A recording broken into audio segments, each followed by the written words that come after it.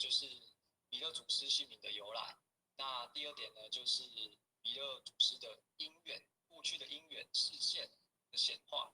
那么最后呢，就是说，身为弥勒眷属的我们，应该要效法以及学习弥勒祖师的风范和精神有哪些？那么弥勒菩萨的由来，他的由来呢，他的全名是弥勒阿逸多，那么是以弥勒为姓，那他是从梵语翻过来的。那梵语呢是 Maitreya， 那意思呢就是翻译中文来讲的话呢，它就是一个持世。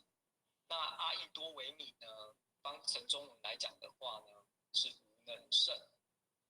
那么为什么称作为持世呢？是因为在过去，过去在印度的时候呢，有一个国家玻璃村里面，那里面的这个国家的国王底下呢有一位辅相，他生了一个儿子。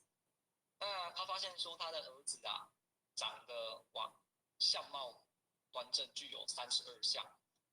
那其实这32项就代表他可能肩圆啊，然后五官很端正，那也是象征着他累世所累积的功德圆满。那这个相呢，其实也不仅仅只有在外表上而已，那它其实更重要的是在他内在的一个德行的具足。所以说，他就有请了一位相师来帮他取名字。那这个相师看到他就觉得说，哎，这个小孩子跟其他的小孩子不太一样。那就是说，哇，他怎么人这么端正，然后呢，具有32项。那在出生前后，或者是有没有什么一些奇怪的事情发生？那么他就分享到说，他的母亲在怀他的时候呢，他的脾气呢是原本非常的暴躁，非常的容易呢生气、易怒的。但是怀了这个孩子之后呢，他却一反常态，变得慈眉善眼、温柔起来。所以后续帮这个小孩子取名呢，是取名为弥勒。